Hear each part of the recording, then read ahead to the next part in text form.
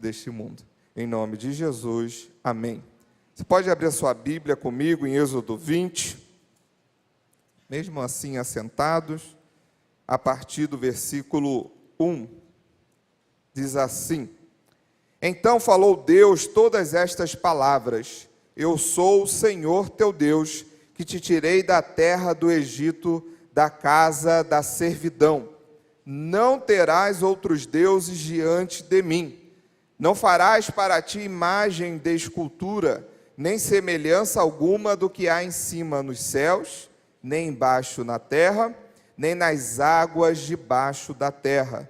Não as adorarás, nem lhes darás culto, porque eu sou o Senhor teu Deus, zeloso, que visito a iniquidade dos pais nos filhos até a terceira e quarta geração daqueles que me aborrecem, e faço misericórdia até 1000 gerações daqueles que amam e guardam os meus mandamentos.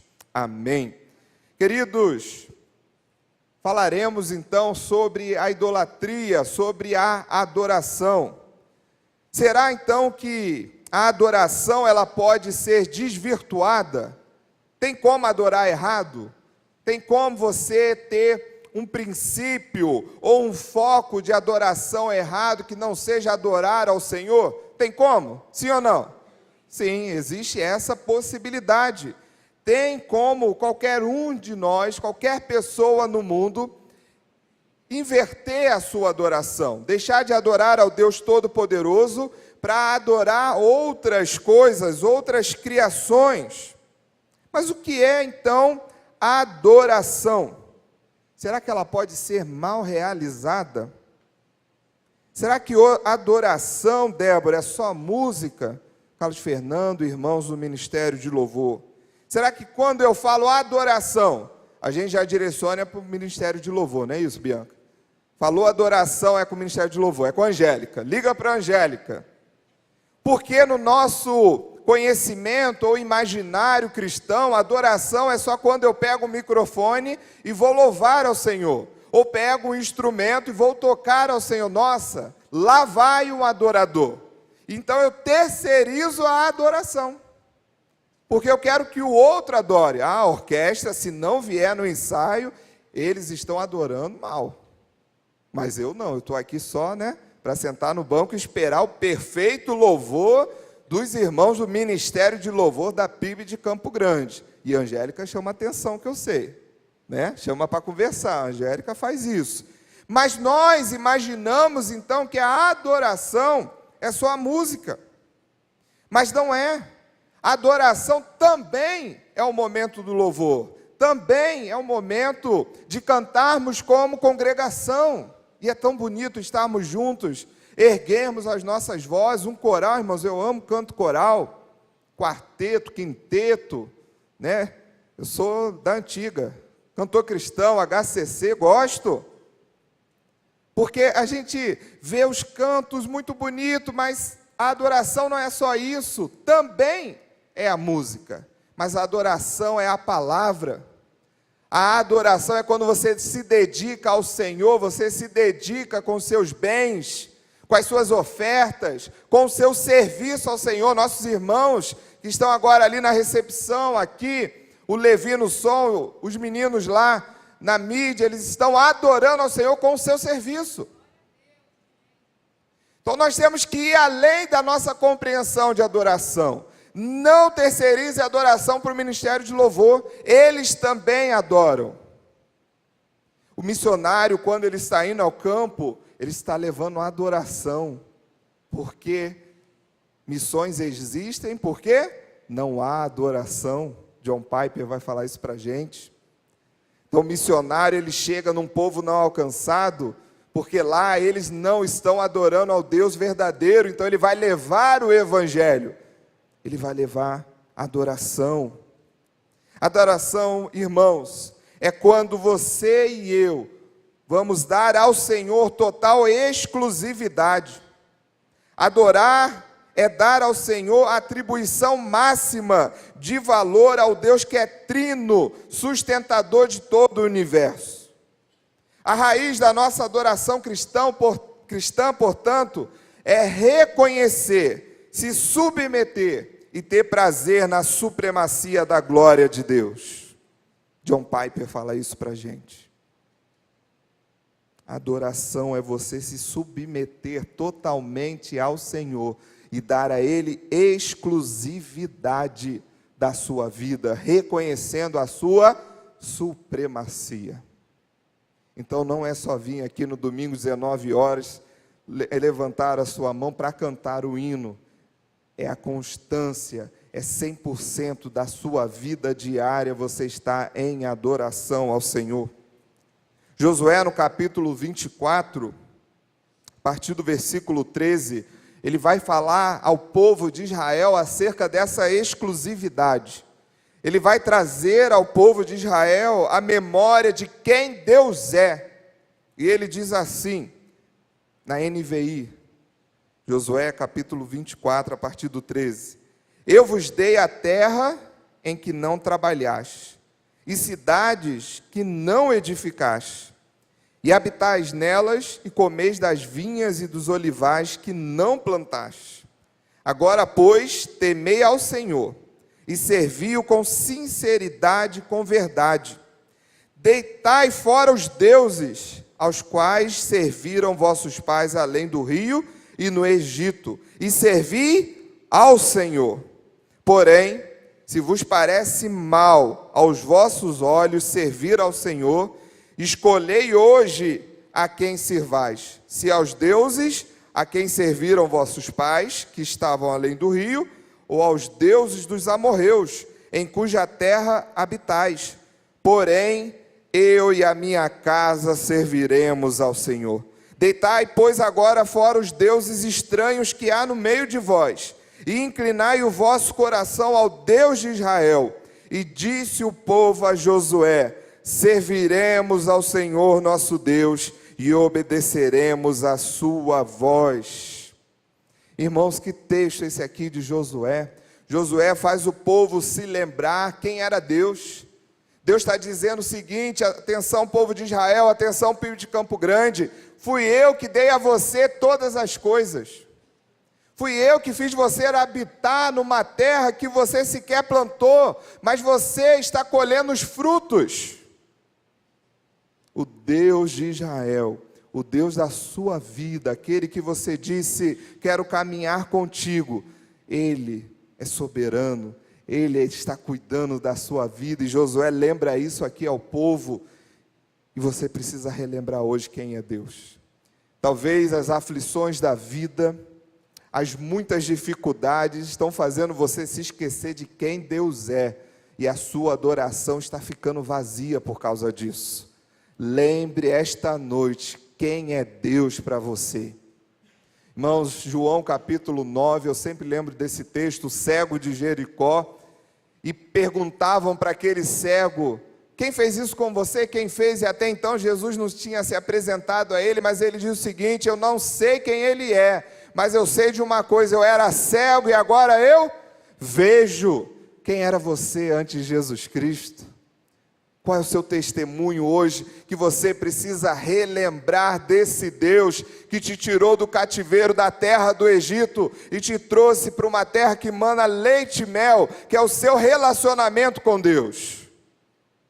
E aí Josué indaga o povo: o que vocês vão escolher hoje? Adorar a Deus, servir a Deus, ou servir aos deuses do passado e os deuses que se apresentam hoje? Ele diz: vocês escolhem, mas eu e a minha casa serviremos ao Senhor. Qual é a nossa escolha essa noite? Servir aos deuses ou servir ao Senhor? E aí o povo diz numa só voz: nós serviremos ao Senhor e obedeceremos a sua voz. Essa precisa ser a nossa escolha. Josué está nos mostrando que Deus precisa ter toda a supremacia na nossa vida. Reconheça quem Deus é e o que Ele fez na sua vida. Da onde Ele te tirou, irmãos? Lembre agora, às vezes a gente esquece o que Deus fez na nossa vida. E eu não estou só falando daquele testemunho, né? Ó, fulano fez isso, fez aquilo, matou, adulterou, roubou. Às vezes a gente acha que é só esse que Deus muda, não. Deus muda, às vezes, nós que somos mentirosos. Você parou de mentir. Talvez você era uma pessoa que ninguém conseguia se relacionar. Hoje você é melhor amigo de muita gente, porque Deus mudou a sua vida. Talvez a sua empresa fraudava muita gente. Hoje você está eticamente mudado e a sua empresa é transparente e ética para a sociedade. Deus mudou a sua vida. E você precisa relembrar quem Deus é, para que você não caminhe no caminho da idolatria. Veja, irmãos, adorar ao Senhor não é apenas vir ao templo, não é apenas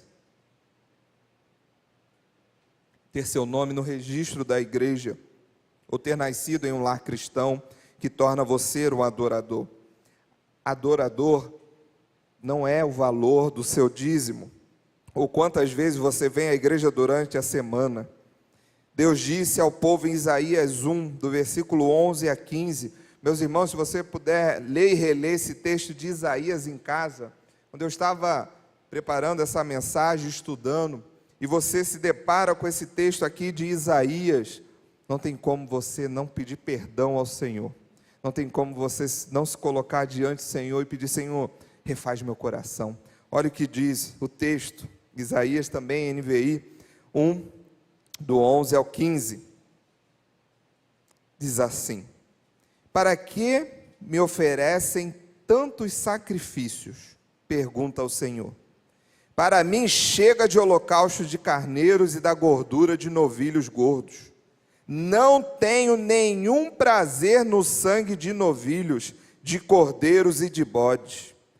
Quando lhes pediu que viessem à minha presença? Quem lhes pediu que pusessem os pés nos meus átrios, no meu templo? Olha que Deus está falando para o povo de Israel, gente. Já pensou? Coloca aqui o seu nome, coloca aqui a sua vida. Quem chamou você na minha presença? Quem lhe pediu para colocar os pés no meu templo? Parem de trazer ofertas inúteis. O incenso de vocês é repugnante para mim. Luas novas, sábados, reuniões. Não consigo suportar suas assembleias cheias de iniquidade. Suas festas da lua nova e suas festas fixas, eu as odeio. Tornaram-se um fardo para mim, não as suporto mais. Quando vocês estenderem as mãos em oração, eu esconderei de vocês os meus olhos. Mesmo que multipliquem as suas orações, eu não as escutarei, porque as suas mãos estão cheias de sangue. Irmãos, que texto pesado.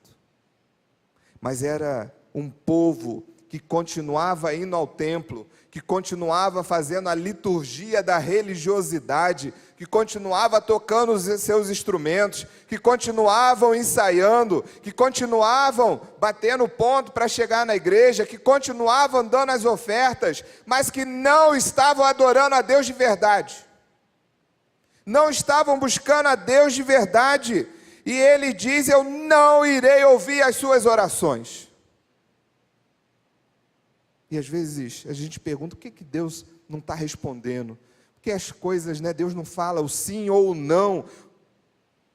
Vamos refletir, irmãos, na nossa vida. Será que a nossa adoração hoje à noite, na PIB de Campo Grande, Deus ouviu a nossa oração? Será que nós, isso é para reflexão, gente, estou dizendo nem que sim, nem que não, é para nossa reflexão. Será que quando você saiu de casa, será que eu quando saí de casa, será que quando eu estava preparando esse sermão, gente, a minha preocupação era a adoração a Deus, ou só porque eu estava na escala da pregação? Isso é sério, é a nossa vida com Deus. E Deus fala, eu não quero saber das suas reuniões, das suas festas, dos seus encontros, é um fardo para mim, eu vou esconder de vocês os meus olhos. Irmãos, é impactante sim, e você precisa refletir. Nós, irmãos, como pastores, é muito sério para a gente também, que às vezes as coisas acontecem, né? Vai acontecendo, quem é líder sabe disso, os diáconos também, os diretores, você vai ali e marca a agenda, e conversa e aconselha. Eu lembro o pastor Maia, um grande missionário, ele sempre dizia o seguinte para a gente: muitas vezes você está trabalhando na obra de Deus, mas você não conhece o Deus da obra que você está fazendo. Nós precisamos conhecer o Deus da obra, para não cairmos na idolatria e na falsa adoração. Irmãos, em Amós 5, do 21 a 23, Deus chama novamente o povo, agora o povo do norte, Isaías está falando ao povo do sul, e os repreende, porque eles continuavam cultuando, mas eles não eram obedientes. Diz assim, Amós 5, a partir do 21, eu odeio e desprezo as suas festas religiosas, não suporto as suas assembleias solenes, mesmo que vocês tragam holocaustos e ofertas de cereal, isso não me agradará. Mesmo que me tragam as melhores ofertas de comunhão, não darei a menor atenção a elas. Afastem, olha só, 23, afastem de mim o som das suas canções e a música das suas liras. Irmãos, é muito profundo como nós estamos nos apresentando diante do Senhor para adorá-lo.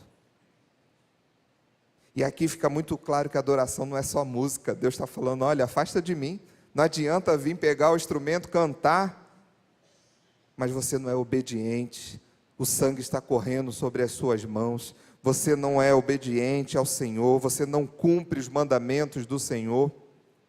Precisamos refletir. Ao lermos essas duas passagens, é necessário pararmos para refletir. Qual tipo de adoração eu tenho oferecido ao Senhor?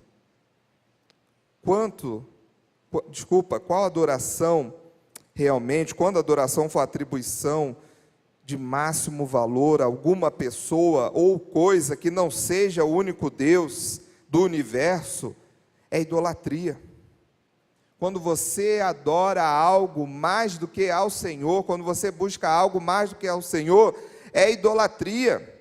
A raiz da adoração cristã, portanto, é você se submeter a Cristo, como eu falei no início. Corremos um sério perigo de estarmos cometendo idolatria, mantendo a nossa religiosidade em dia, mas um coração longe de Deus, sem o entendimento de quem Deus é, a nossa adoração vai ser vaga e superficial. Para entendermos esse perigo, irmãos, eu quero abordar com vocês alguns pontos, rapidamente, para entendermos a nossa adoração. Ponto 1. O que é idolatria? O que será que é idolatria? Quando nós falamos de idolatria, pensando aqui em Êxodo 20, do versículo 3 e o 4 e o 5, ele vai dizer para a gente que não terás outros deuses diante de mim, não farás para ti imagem de escultura, nem semelhança alguma do que há em cima nos céus, nem embaixo na terra, nem nas águas debaixo da terra. Não adorarás, nem lhes darás culto. Quando eu leio esse versículo, e nós evangélicos, logo pensamos nos pagãos. O pagão está adorando imagem. O pagão é idólatra. A pessoa lá da igreja católica, ela sim está servindo lá o santo. Ela coloca o santo lá de madeira, de concreto, ela faz imagens. Ele é idólatra, porque no nosso pensamento, talvez naquilo que você tenha aprendido, idolatria é só quando você entra num templo cheio de imagem, você se curva até aquela escultura. Mas a idolatria, nós vamos ver que vai além. E o Senhor diz, realmente, aqui no texto ele está falando disso. Povo de Israel, atenção, não se curve a imagens. Vocês estão entrando no campo, vocês vieram do Egito idólatra, você vai entrar num campo de idolatria, muitas imagens, e nós precisamos ser diferentes.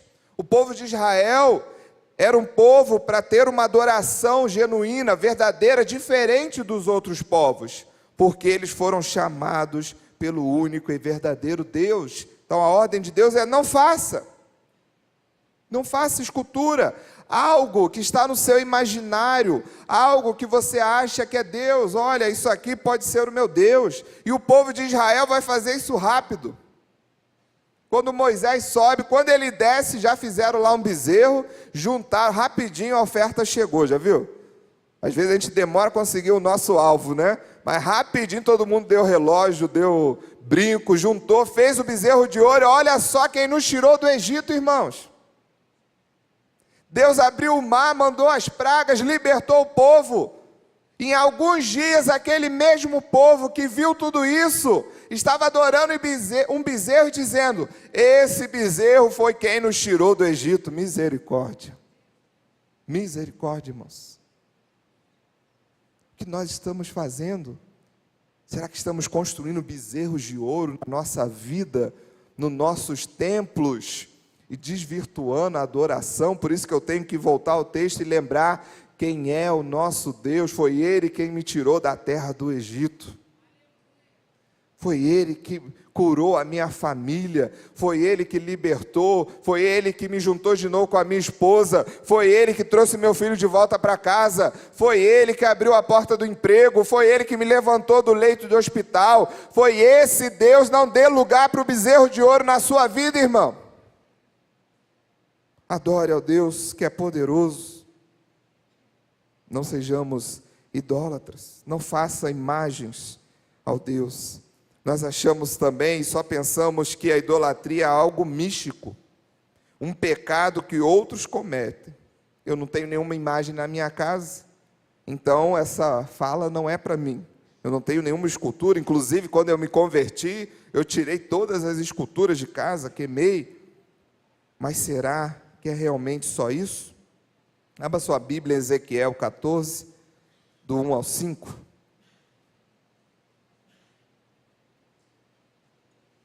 Ezequiel 14, do 1 ao 5.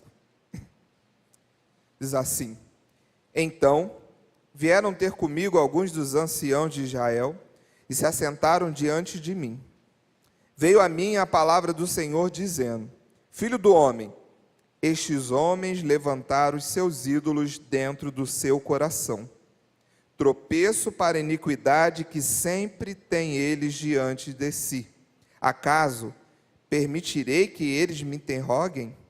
Portanto, fala com eles e dize-lhes: assim diz o Senhor Deus: qualquer homem da casa de Israel que levantar os seus ídolos dentro do seu coração e tem tal tropeço para a sua iniquidade, e vier ao profeta, eu, o Senhor, vindo ele, lhe responderei segundo a multidão dos seus ídolos, para que eu possa apanhar a casa de Israel no seu próprio coração, porquanto todos se apartaram de mim para seguirem os seus ídolos.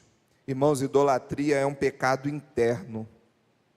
Em primeiro lugar, a Bíblia vai falar isso, que a idolatria ela vai nascer no seu coração e não no externo. Você pode passar a ver uma imagem e passar direto, nem se importar, mas aquilo que nasce no seu coração, que você constrói o altar, isso é difícil de derrubar. E Deus está dizendo aqui para Ezequiel: o povo de Israel está criando ídolos no seu coração. Irmãos, e criar ídolo não é de um dia para o outro. Você vai criando, você vai colocando ali a base, você coloca o altar, você começa a construir o seu ídolo, e daqui a pouco você põe ali o holofote, e você vai começar a adorar aquele ídolo interno no seu coração.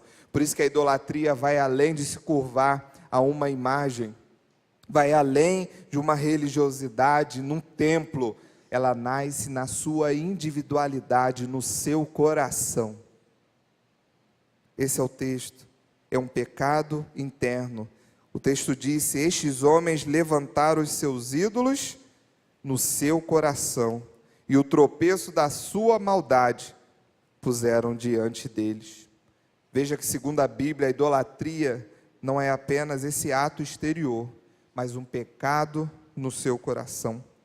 Não é apenas o ato de você se curvar diante da imagem ou simplesmente vê-la, mas sim o que você está cultivando no seu coração, nas profundezas do seu interior. Porque o ídolo, quando ele vem no nosso coração, quando você constrói esse ídolo, ele é como uma raiz que vai penetrar a terra e vai alimentando a sua vida. Não pense que você só comete o pecado da idolatria em lugares religiosos. Quando você toma uma decisão, você pode estar cometendo idolatria. Quando você tem que dar uma resposta para alguém, você pode cometer o pecado da idolatria. Quando você está em grande aflição, irmãos, para onde você está correndo? Para Deus ou para o seu ídolo? Quando eu estou em grande aflição, eu olho para o monte da onde vem meu refúgio, ou eu vou olhar os postes ídolos que eu criei no meu coração? Eu estou em grande dificuldade. Quanto dinheiro eu tenho na minha conta? Eu estou em grande dificuldade. Vou ligar aqui para minha mãe, para os meus pais. Eu estou em grande dificuldade. Eu vou buscar em alguém a solução, ao invés de ir a Deus em primeiro lugar. Estou dizendo que você não vai pedir ajuda. O que eu estou dizendo é, se essas coisas forem ídolos, se você não consegue buscar a Deus o seu auxílio, você está idolatrando alguma coisa. Eu estou idolatrando alguma coisa. Se aquilo que você está fazendo é mais prazeroso do que buscar ao Deus que te criou, que te deu fôlego de vida, nós estamos buscando idolatria. Eu estou sendo idólatra. Irmãos, eu vi um testemunho essa semana de um pastor, e ele dizendo acerca dessa busca, da idolatria, e ele seminarista na época. Ele disse que o grande hobby dele era ir no cinema. Toda semana ele começou a ir ao cinema, toda semana. Ia no cinema, na outra semana de novo, lançava um filme, passava horas no cinema, toda semana era cinema. E aí ele começou no trabalho dele a ter muitos problemas, muitas complicações. Ele era bancário, Não sei, bancário aí tem problema toda semana para resolver, Vocês tem bancário aí? Não precisa falar não, Senão o pessoal vai pedir empréstimo. Mas, eu já fui, 14 anos bancário, gente? E aí, a gente sabe que tem meta, objetivo, você tem que estar lá, 30 metas, 40 objetivos, bancário não trabalha de 10 às 4, tá, gente? Não existe isso, não. Passou. E aí ele disse que ele começava, o chefe pedindo meta, o chefe, ao invés dele ir para o joelho, orar, pedir a Deus a direção, ele ia para o cinema. E ele passava horas assistindo filmes, ao invés de estar em casa buscando ao Senhor. O cinema virou o ídolo dele. Irmãos, eu lembro quando eu era bem mais jovem, quem gosta aí de, o pastor falou isso aqui também, futebol. Irmãos, mas eu assistia tudo que era jogo. Era do Brasileirão A, B, C, D, e Paulista, Carioca, Maranhense. Aí um dia cheguei ao ponto de estar assistindo, e essa era a semana inteira, tinha que assistir futebol. E olha que nem tinha internet igual a gente tem hoje, E um dia eu estava assistindo, quem entende futebol, a terceira divisão do Japão.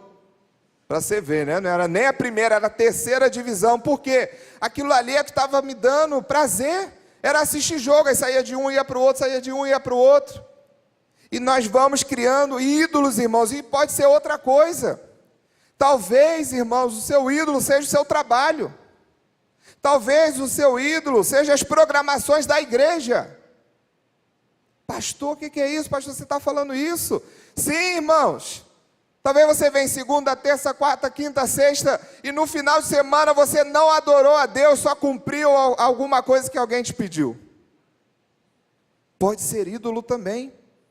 Talvez o nosso ídolo seja os nossos filhos, os nossos netos.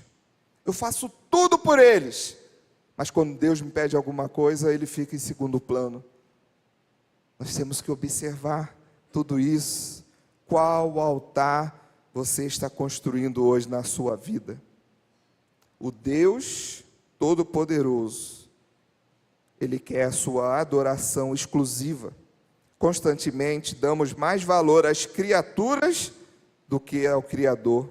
Êxodo 20, versículo 4 ao 6 diz que Deus deu uma ordem: não farás para ti nenhum ídolo, nenhuma imagem de qualquer coisa no céu, na terra ou nas águas debaixo da terra. Não te prostrarás diante deles, nem lhes prestarás culto, porque eu, o Senhor, o teu Deus, sou Deus zeloso. Deus zeloso aqui é Deus perto. Deus, Ele é perto. Deus, Ele quer ter relacionamento contigo, face a face. Então, Ele não abre mão disso. O que Ele está dizendo é: não vai fazer nada para você de idolatria, porque eu sou Deus zeloso com você. Eu quero estar face a face com você. Eu quero ter relacionamento contigo. Então, retire da sua vida todos os ídolos. Qual ídolo hoje você quer derrubar? Quem está no altar do seu coração esta noite e que você precisa derrubar, para dar lugar exclusivo ao Senhor? 2, o perigo e a consequência da idolatria. Deuteronômio 6, do 3 ao 4, vai nos alertar: ó Israel, ouve e tem cuidado de guardá-los, para que vivas bem e te multipliques muito na terra que dá leite e mel, como o Senhor, Deus dos teus pais, te prometeu. Ouve, ó Israel, o Senhor nosso Deus é o único Senhor. Esse texto é bastante expressivo, pois ele chama a nossa atenção para o perigo da idolatria. Ele salienta que quando deixamos de adorar ao único Deus, adoramos qualquer outra coisa. Veja, ó Israel, ouve, o Senhor nosso Deus é o único Deus. O texto está falando, preste atenção. É fácil você se desvirtuar. Preste atenção.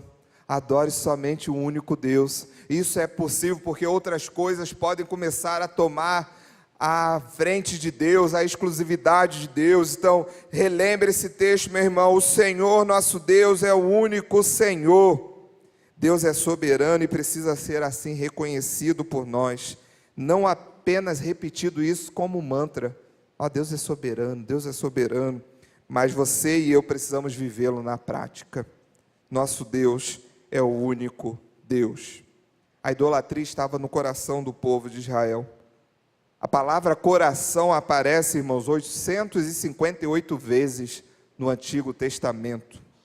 É um termo essencial na teologia do Antigo Testamento.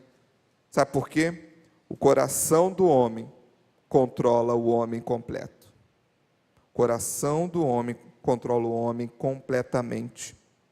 Se alguma coisa você deve guardar, guarda o seu? Provérbios 4, 23. Acima de tudo que se deve guardar, guarda o teu coração, porque dele procedem as fontes da vida. Se o seu coração estiver idólatra, se o seu coração não estiver diante de Deus, buscando ao Senhor com exclusividade, há um sério risco de você correr o perigo de se afastar definitivamente de Deus. Havia, irmãos, idolatria em Israel, e ela se manifestava muitas vezes por meio de cultos, seja Baal, seja outros deuses. Entretanto, a manifestação externa da idolatria não era o único problema, mas era a ponta do iceberg, era externo. Começou-se a aparecer a adoração a outros deuses, mas na verdade o grande problema de idolatria do povo de Israel era o seu coração longe de Deus. Por isso Deus dá a eles os 10 mandamentos, o decálogo, dizendo: olha, preste atenção, não faça imagens, não me dê a minha glória para ninguém, eu não vou repartir minha glória para ninguém, o seu coração precisa ser exclusivo meu, deite seu coração para mim, derrube os ídolos do seu coração. Irmãos, Deus não divide a glória dele com ninguém, Ele quer exclusividade de adoração a Ele. E isso não vai acontecer só no domingo de manhã e à noite, no endereço Rua Ferreira Borges 54, é no seu coração aonde você estiver. Então é todo dia, aonde eu vou, eu entro no banheiro, Eu vou para o quarto, eu vou para a sala, eu vou para a cozinha, eu pego o trem, eu pego o meu carro, eu vou no trânsito, eu pego o avião, o que for. O meu coração precisa construir um altar sincero e genuíno ao Deus Todo-Poderoso. Ele não dá, irmãos, os 10 mandamentos do Senhor como conjunto de regras. Faça isso, não faça aquilo. Mas Deus dá os 10 mandamentos como um pacto de relacionamento entre Ele e o povo de Israel. Deus, Ele quer se relacionar. Deus não quer ser apenas um Deus que diga, não pode, não faça, faça isso. Deus quer criar relacionamento com você. Irmãos, eu estou dizendo que o Deus Criador do universo quer se relacionar com você. Ele quer ouvir a sua voz. Ele quer dizer algo a você. Ele quer caminhar contigo. Ele quer pegar no seu braço. Ele quer te dar a mão e está dizendo, eu estou com você até a consumação dos séculos. Mas o meu coração, o seu coração, precisa ser limpo e transformado por Jesus Cristo. Já caminhando aqui para o fim, em Mateus 22, a partir do versículo 34, Jesus foi indagado por algumas pessoas sobre qual era o maior mandamento. E olha a resposta de Jesus. Mateus 22, a partir do versículo 34. Ao ouvirem dizer que Jesus havia deixado os saduceus sem resposta, os fariseus se reuniram. Um deles, perito na lei, o pôs à prova com esta pergunta: Mestre, qual é o maior mandamento da lei? Respondeu Jesus: ame o Senhor, o seu Deus, de todo o seu coração, de toda a sua alma e de todo o seu entendimento. Este é o primeiro e maior mandamento. Meus irmãos, nessa noite, estamos diante de um chamado do Senhor para nós. Assim como Josué chamou o povo, Deus fala conosco. O que você vai fazer hoje? Vai caminhar com Deus ou vai seguir os deuses do seu coração?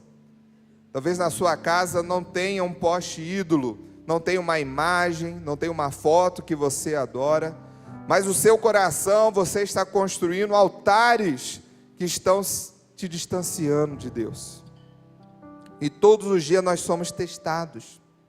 Essa é a necessidade que nós, seres humanos, temos de adorar. Você acha, Deus não está me ouvindo, então eu vou buscar esse caminho. Deus não está me respondendo, então eu vou caminhar por essa direção, eu vou mudar a rota, porque Deus não está falando nada. Irmãos, Elias, o profeta, correu com medo, porque ele achou que Deus tinha abandonado. E Deus diz, eu estou com você, e ainda mais, tem 7.000 que não se dobraram a Baal, tem 7.000 para caminhar contigo. Talvez o que você está buscando é para tentar preencher aquilo que você acha que Deus não está te respondendo.